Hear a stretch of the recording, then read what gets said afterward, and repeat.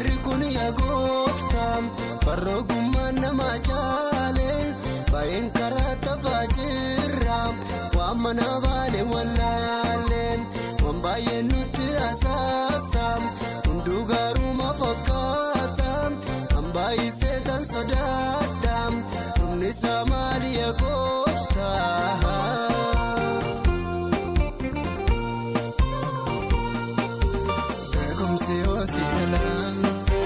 namnu fisa yumbaru alala le dubanna duganu kesanjiru isa furan jalkamne fonin yamutumru malo menu debisi no jirenya tinjiru malo menu debisi isa furan jalkamne malo menu debisi fonin yamutumru malo menu debisi ofso sabuda malem malo menu debisi no jirenya tinjiru Jesus no debisi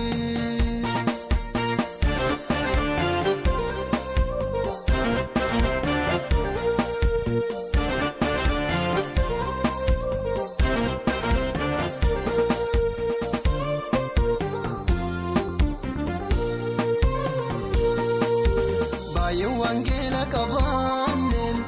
Jesus gofta dajena mitukum morma olida kesa kenya tdebebana atgarwa qarrajirtam innunda argudandesu malo gofta kon mari kunjirenya tunungesu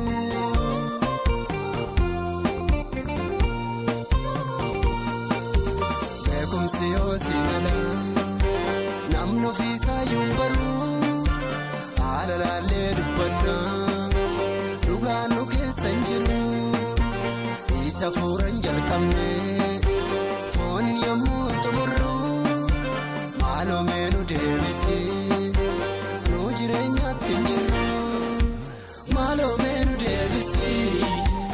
isa furan jalkamne malo menu debisi fonin yamutumru malo menu debisi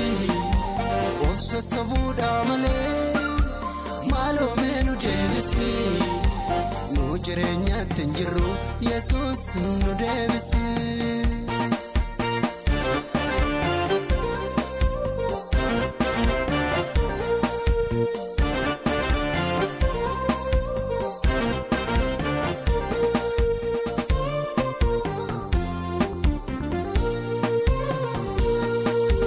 Abban firdi silasi malifte suma bufane yeronda firdi dafkana araba kenya ikane nutimum faradamure yamuna matti faranu megara chabanu kenne bawali akabanu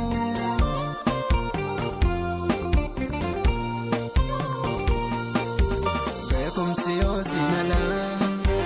namnu fisa yumbaru alala le dubanna duganu kesanjiru isa furan jalkamne fonin yamutumru malo menu debisi no jirenya tinjiru malo menu debisi isa furan jalkamne malo menu debisi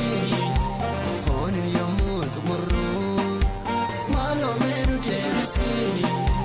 ofso sabuda male malo menu debisi no jirenya tinjiru Jesus no debisi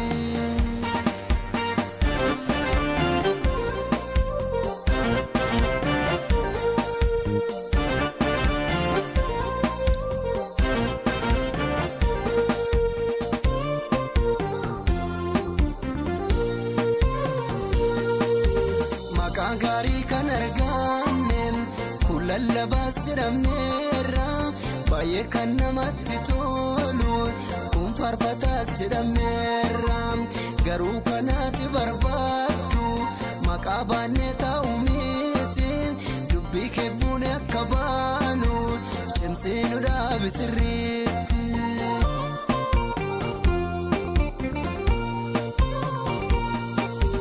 Maali barri kun yaa gooftaa barroo gummaan nama caale baay'een karaa tafaa jirra waan mana baane wallaalle waan baay'ee nutti asaasa hunduu gaaruma fakkaata kan baay'isee tan sodaadha humni isaa maali yaa gooftaa.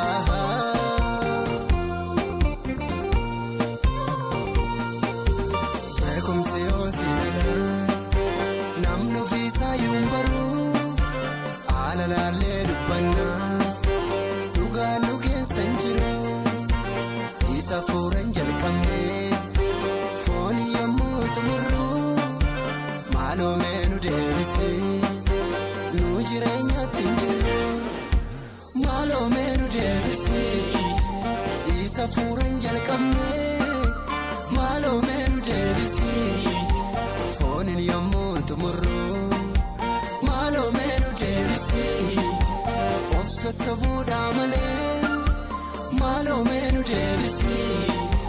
nu jireenyatti hin jirru Yesuus nu deebisee.